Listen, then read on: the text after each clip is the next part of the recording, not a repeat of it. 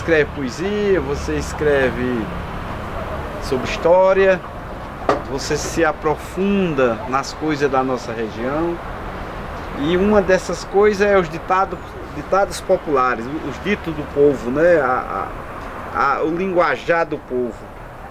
Você tem um trabalho voltado para isso. Me fala um pouco disso aí, meu amigo. Elias, eu acho que todo boavistense é um historiador. Eu não sei se isso é do Nordeste, né? Isso também é um traço judaico, viu? Também, né? É o gosto pela história, a valorização dos seus, a lembrança, a valorização da lembrança, as lembranças de menino, as lembranças dos pais, da casa, isso tem a ver com o judaísmo. Tem a valorização da história, porque há uma sentença que diz: conta a teu filho e ele contará ao filho dele, de modo que ninguém se esqueça. É mais ou menos assim. E assim vai ficando gravado então, no meio popular. Eu cresci numa cidade pequena, onde todo mundo era família e havia laços estreitos com todo mundo, né? Eu costumo dizer que toda a minha rua era da minha casa. Entendi. Toda a minha rua frequentava a minha casa. Certo. Bem diferente de hoje, né? Que não se recebe mais nem família, que dirá o vizinho. Nós crescemos rodeados de várias gerações, de irmãos, por exemplo. Eu tenho uma admiração muito grande pelos meus irmãos mais velhos. Até hoje, muita admiração pela história deles, pela vida, a vida deles, a história de meus pais. E a gente cresceu cercado pelas histórias, pelos ditados, pelas anedotas, histórias de alma, tudo história era um encanto. de alma, de adivinhação, de botim, história de Trancoso, tudo isso foi do nosso cotidiano, né? Da nossa... Tudo era um encanto. Então eu passei desde cedo a observar os ditados populares. Eu lembro o primeiro que eu aprendi de minha mãe: tratar bem sem olhar a quem. Isso tem a ver com amar ao próximo como a ti mesmo. Em outras palavras. É verdade. Eu trato bem Ivan como se Ivan fosse eu. Eu te trato bem como tu foste, como se eu fosse, né? E interessante que um dia eu ouvi na escola a professora falar desse mesmo ditado. Aí aquilo, isso é de minha mãe. A professora estava falando o ditado de minha mãe: tratar bem sem olhar a quem. Só que tinha havido um probleminha com essa professora, e eu achei que ela não estava conivente com o que dizia. Tratar bem é não afligir, é não desrespeitar, é querer bem, é demonstrar afeto pelo outro, né? Aí a partir daí eu comecei a ouvir, prestar atenção mais nos ditados, de forma que eu passei a colecionar os ditados. E quando eu fazia a pesquisa para o livro de Boa Vista, desde os 14 anos, isso já faz 30 e poucos anos, 32 anos vai fazer, eu comecei a listar os ditados. Nada tinha a ver com a história de Boa Vista, mas os ditados, todos que eu visse, eu anotava. E depois do lançamento do livro de Boa Vista, uns 18 anos, aí eu passei a cogitar a ideia de publicar um livro sobre ditados populares. São muitos e são lúdicos. Eles advertem, eles corrigem, eles desdenham, eles educam, eles previnem. Tudo tem uma finalidade. Tudo tem uma finalidade. Tudo tem um porquê. Uma finalidade sábia. Uma finalidade sábia. Isso é... A gente começava a decodificar. Meu pai dizia assim: é mais fácil levar o touro ao morão que o bruto à razão. Quem vai convencer um bruto do que está certo ou do que está errado? Você domina um animal que tem tua força maior do que a tua, mas o teu igual, que é ignorante, você não o convence.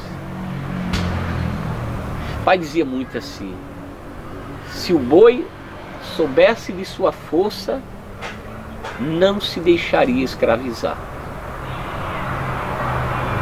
Se o boi, que é dominado, humilhado, digamos assim, transporta carroça, peso, e depois é se ele vendido pro matador, soubesse da força que ele tem, ele não se deixaria não escravizar. se dobraria. Sim. E aconteceu, curiosamente, em Boa Vista, a história de um boi, um touro. Cambaú, né? Cambaú.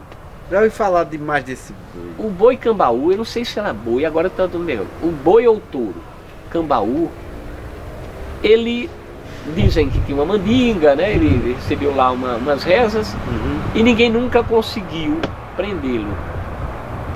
Ninguém nunca conseguiu resgatá-lo. Já ouvi falar dessa história. Só quando a mandinga foi tirada, e aí ele voltou a ser dócil e preso e morto. Foi lá em São Joãozinho, não foi? Foi São João. Já ouvi falar. Então, os ditados populares, que são muitos, né, eles têm uma origem no livro de Provérbios, na Bíblia. O povo acostumado aos provérbios bíblicos, quando espalhados pelo mundo, talvez até já sem Bíblia, eles começaram pela lembrança a formular a sua própria visão de mundo e formular os seus ditados, receitas para tudo. É mais fácil dominar o boi do que o bruto. Você poderia... Aí você vai ver muitas sentenças parecidas no livro de Provérbios, muitas. Você poderia citar uma sequência aí de ditados populares para enriquecer aqui nosso trabalho? Eu poderia, uma vez, conversando com uma pessoa, eu conversei muito e de forma indireta até eu consegui ditados. De estar conversando com um cliente, com um amigo, ele falava uma sentença e isso é um ditado, aí eu complementava. Aí você vai anotando, é assim que você faz? Sim. É melhor uma má acomodação do que uma boa questão. Nenhuma briga é boa. Verdade. Nenhuma luta é boa, nenhuma guerra é boa. Então é melhor às vezes a gente ficar de qualquer jeito, comer qualquer coisa, dormir de qualquer jeito, por um dia, 2, 3, um momento, do que lutar pelos seus direitos, ou sei lá, reclamar a esse ou aquele pelo que você merece ou mereceria. Aceita. A gente vai observar que nesse trabalho que muitos dos ditados estão suprimidos, porque o povo tem preguiça de falar. E vai falar de uma forma diminuída. Viu morrendo, termine de matar. Eu pensava que era só isso. Aí depois eu descubro, conversando com uma cliente, aí ela disse: a minha avó dizia, se estiver na sombra, puxe para morrer no sol. Saco vazio não se põe de pé. Estômago vazio a gente não trabalha. Aí o outro diz: nem o cheio se curva. O saco vazio não fica em pé, porque depois que você enche o saco e amarra, ele fica em pé. Mas depois de cheio, ele também não se curva. Então assim são as pessoas. Se eu não trabalho com a barriga vazia, mas se eu comer demais, eu não vou me curvar para trabalhar. Eu não vou ter desenvoltura para o trabalho. Casa de ferreiro, espeto de pau, só, né? casa de carpina, cama de giral. É como se fosse um reforço. Nem o ferreiro tem um espeto de ferro, nem aquele que trabalha com madeira tem uma cama decente. Meu pai dizia que profissional é o bicho mais preguiçoso. Ele só faz dos outros. Ele faz dos outros porque é remunerado. Ele faz a cama do rei.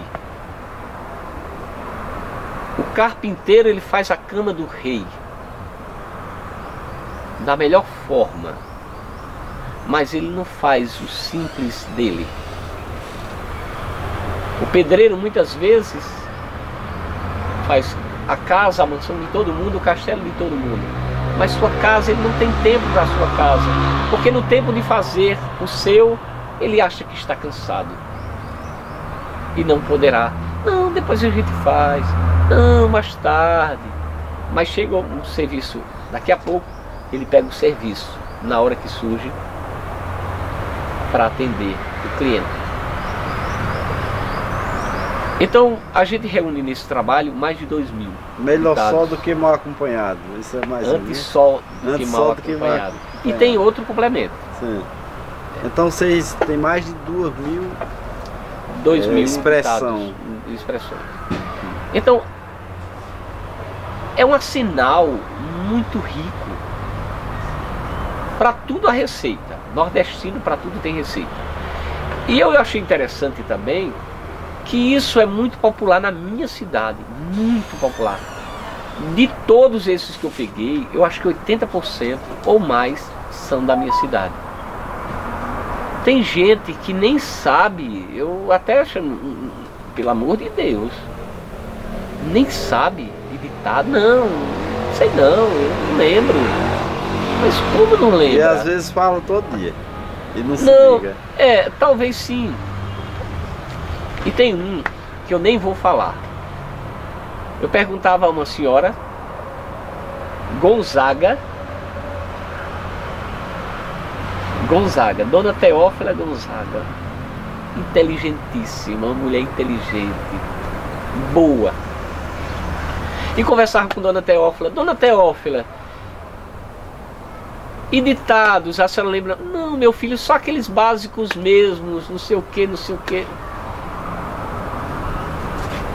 Aí um dia ela me ligou para saber se eu tinha uma planta e ela me fez outra pergunta e eu dei a resposta. E quando eu dei a resposta, ela me deu um ditado maravilhoso. Muito simples, mas muito maravilhoso.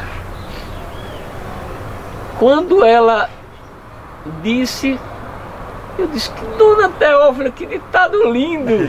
Aí ela disse, poxa, é mesmo, é um ditado. Ela fala de ti. É mesmo, é um ditado. Então é como se ela dissesse assim, não, eu vou deixar no ineditismo. Mas é um trabalho surpreendente. É a fala do simples ao sábio, do mais sábio ao mais simples. É a linguagem popular, que está ao alcance de todo mundo, né? Todo mundo aprende. Povo, coisa do povo. A criança aprende, o simples aprende. Todo mundo estava. É como se nivelasse todo mundo pela compreensão. Eu duvido você falar um ditado popular em Boa Vista que o caba não entenda o que você quis dizer. É uma forma paralela de educar que os nossos avós encontraram para educar. Para educar. E às vezes codificar, muitas vezes. Codificar. Né? Ô Kiko, isso é um livro que você pretende lançar futuramente? É um livro que... Tem previsão? Essa semana a gente deveria estar arrumando. A gente deveria estar arrumando, mas eu tive um problema. Você diz a gente, é uma equipe que trabalha com... Não, eu com a menina da computação. Sim, como eu entendi. falo, né? Que é isso aí. Ela tem a organizar, ela só tem que organizar. Já está pronto, na verdade. Sim. Só que eu quis explicar um a um, dar explicações. Sim. Mas outras pessoas... Né? Traduzir. Sim. Outras pessoas dizem, não precisa. Porque talvez você deixe falar... que cada um... Talvez fique mais fácil. Você falar Desenvolva o cada seu um conceito. desenvolve da sua, interpreta do seu jeito. Eu acho que fica melhor. Aí até um ditado que eu achei muito interessante. Eu conversava com uma senhora de 92 anos que tinha sido professora em Boa Vista. Ela tinha uma condição muito privilegiada, os pais tinham uma condição muito privilegiada no tempo de moça, e ela veio estudar em Campina na década de 30. Uma professora que tinha sido de lá, veio para Campina, casou-se aqui, veio atuar em Campina, e nessa ida a Boa Vista, ao casamento, ela trouxe essa moça para estudar. Mas ela só passou um ano, coisa assim, e depois voltou para Boa Vista, foi ser professora. E eu disse a dona Laurita Barbosa: Dona Laurita, por que não estudou mais? Por que não ficou mais tempo estudando? Não foi mais longe nos estudos?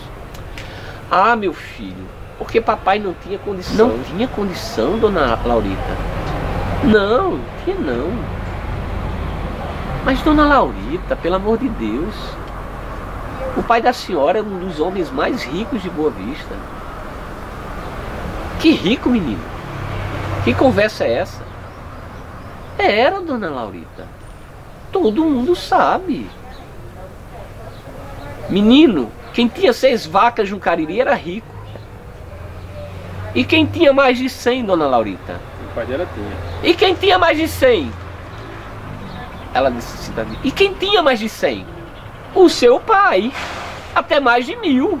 E como é que ele não tinha condição de botar a senhora na escola? Rica de pena e bico. Rica de pena e bico, dona Laurita, o que é isso? Era um ditado que mamãe dizia. Eu era rica de pena e bico. Porque o pai tinha várias fazendas, era industrial do ramo de algodão, tinha uma molandeira, tinha muito gado, era um dos homens mais ricos. Depois de Simão Peba, era o mais rico da cidade. Várias fazendas.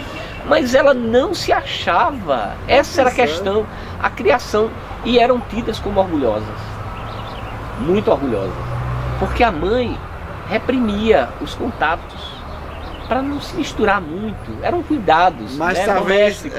Talvez o estudo foi o acomodismo, não? Mas eu conversando dias depois, eu conversando com uma cunhada minha, Dona Santana, filha de Dadá, seu Dadá, e a irmã dela, Conceição, aí eu falei desse ditado engraçado que Dona Laurita Barbosa tinha contado.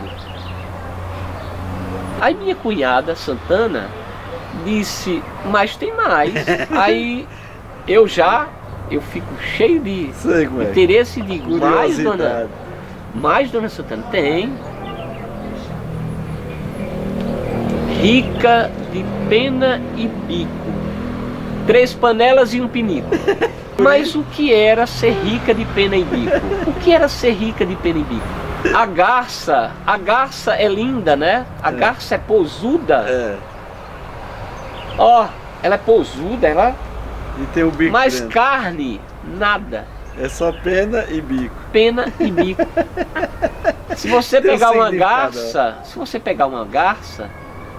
é quase nada de carne, muito de perna, pena e bico. Então, eram chamadas as moças pobres que queriam ser muito. Entendi. Que não tinha. Queria ser, mas não tinha. Porque minha mãe tinha um ditado que ela dizia: quem menos foi e quem menos é, mais quer ser. É quem mais quer ser. Olha a ligação das coisas. Tem um significado quem muito menos profundo. foi e quem menos é, quem mais quer mais ser. Quer ser. Então, ela se dizia, mesmo rica, que era rica de pena e bico. Que queria dizer que era pobre. Não, era rica de aparência. De aparência. Se parecia ser rica, não era. Não era. Mas como não era? Se tinham posses. É porque a descrição, que ela é também judaica, no tema que a gente já abordou, a descrição que é judaica, ela é muito necessária, porque é um episódio com o rei Jehoaquim, o rei Joaquim, em Israel, que recebeu uma comitiva da Pérsia, acho que foi, da Pérsia, uma que era o comitiva, atual Irã. e eles fizeram um banquete para a comitiva que chegou. Imagina que vai uma comitiva hoje do Brasil para os Estados Unidos, a comitiva é respeitada e recebida com consideração. Né, que chama? É. Então o rei Joaquim de Israel, ele recebeu todo mundo com muita honra, banquetes e tudo mais. O rei da Pérsia ficou muito lisonjeado e elogiou muito o rei Joaquim, como era organizado, como seu reino é próspero, como está tudo bonito, como o seu palácio é bonito. E começou. E à medida que o ser humano é elogiado, ele vai se entregando. Se vai descendo, né? Se vai descendo do que recebe e vai entregando mais para ser mais elogiado. Você entendeu? O elogio era uma forma de provocar, de fazer que ele se desarmasse, mostrasse mais, ficasse à vontade e se expusesse. O rei Joaquim já tinha mostrado tudo que podia mostrar. Ele disse: vamos ali agora, eu vou te mostrar um negócio. Ele abre lá um compartimento secreto e diz: digamos, você ainda não viu tudo.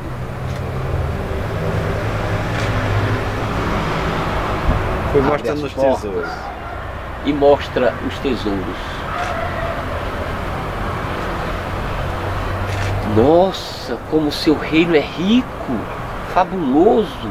Você é um rei fabuloso, talvez maior do que o próprio Salomão. Imagina ser comparado com Salomão. Eu estou cogitando aqui, né?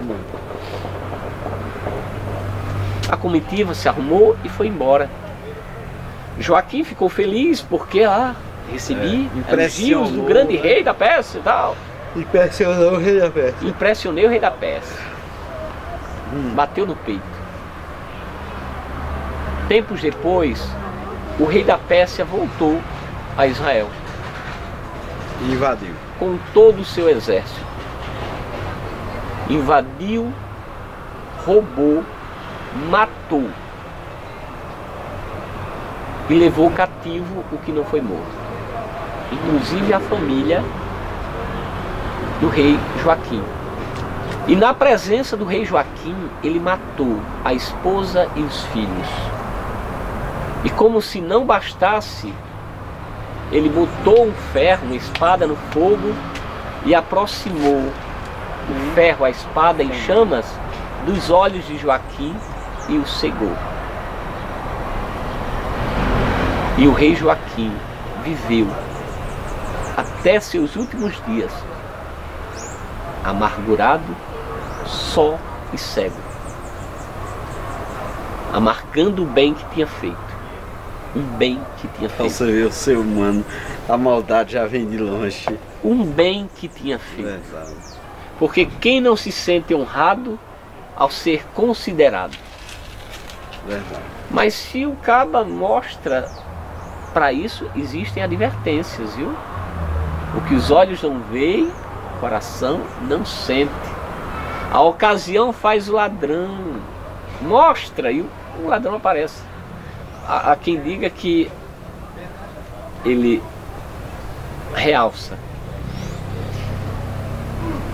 Então, Elias, os ditados, eles têm essa função de advertir de uma forma discreta, indireta, codificada. Codificada, é verdade.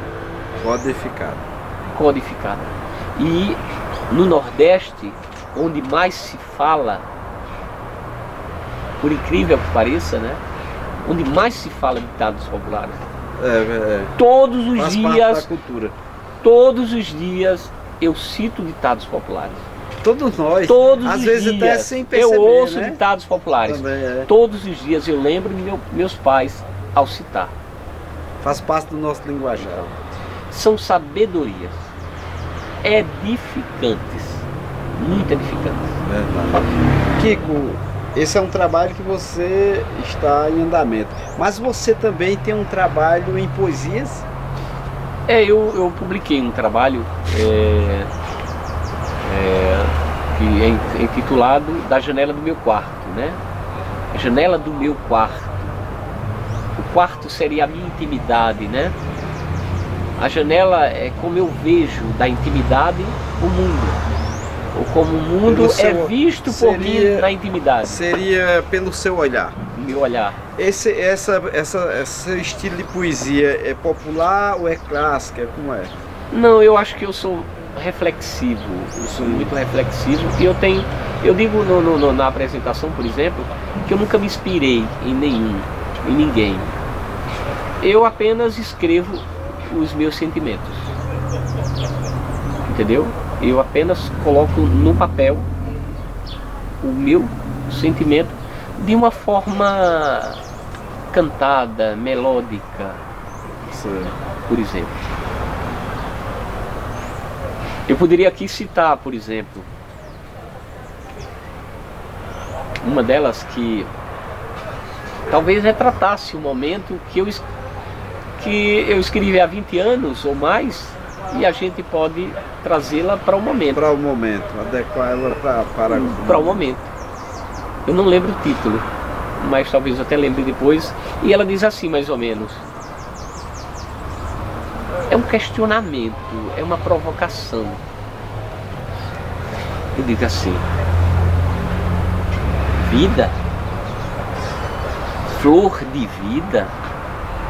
Isso é vida. Vida é flor, Margarida. Tempos mórbidos, almas cáusticas, que vida! Leito esplêndido, onde se acotovelam os diferentes? Numa existência, Margarida, todos teriam seu espaço. Pródigo ou inclemente, o sol nasceria sim para todos. Margarida. Margarida é alguém com quem falo, mas eu digo que uma vida Margarida, uma vida bonita, boa, singela, simples. A Margarida é uma das flores mais singelas, simples, mas é uma das mais bonitas, pela singeleza. Vida, flor de vida, isso é vida. Vida é flor, Margarida. A vida é uma flor. Se a vida não imita a flor, ela não é vida. Então, leito esplêndido, olha o campo lindo, onde a gente se acotovela, a gente disputa, a gente toma, a gente briga, a gente desconhece, a gente humilha, a gente se ensoberbece. Eu sou o melhor, eu sou o mais. A gente está assim o tempo todo com os meus. Ah não, pai, isso é besteira. Ah não, isso é do outro tempo. A gente vive essa vida hoje de disputa. O meu é melhor, a minha forma de viver, de ver, de ser é melhor. Numa existência Margarida, todos teriam o seu espaço. Pródigo ou inclemente, o sol nasceria sim para todos. O sol nasce para todos, mas as oportunidades não. Por quê? Porque alguém pensa em si, que se dane o resto. Aí o amor que se prega na Bíblia, e todo mundo acha muito bonito colocar na boca, mas não traz para a prática. Porque a gente carece de prática. Tem muita gente sabendo muita coisa, mas na prática não consegue, não entende. É como a história da idolatria. Deus proíbe, mas as pessoas idolatram. Sem entender que estão idolatrando e pecando contra Deus, que diz: não farás. Quero te agradecer. Agradeço por nos dar honra das tuas palavras, teus conhecimentos. Tu é um cara, é um universo de sabedoria. E dizer que todos os dias estamos em algum lugar buscando conteúdos como esse, como tantos outros, que fazem parte desse nosso universo chamado a cultura regional nordestina. Você falou da sua religião, aí o cara diz, mas o que é que tem a ver judaísmo com a cultura regional nordestina? Tem tudo a ver. Eu aprendi aqui contigo agora que tem tudo a ver. E aí, Kiko, para que exerçamos esse trabalho, temos 3 empresas que associaram suas marcas ao nosso projeto cultural, que nos faz chegar até aqui. E são elas a Romero Material de Construção, o Mercadinho Velho Chico e as lojas Lindo Manu e a Malutinho, todos de soldado. Então essas empresas nos proporcionam poder chegar até aqui. E agora eu te deixo na condição de fazer suas argumentações finais para a gente finalizar o trabalho. Elias, agradeço. A gente tem muito para dizer e todo o tempo do mundo é nada, né? É isso, é. O universo nordestino é fantástico. É fantástico. Eu poderia falar aqui apenas da cadeira que meu pai sentava, passar 3 dias falando da cadeira que meu pai sentava. A gente vai ter outros momentos. Exato. Para tudo precisa o primeiro passo. E nós demos o primeiro passo hoje aqui nessa.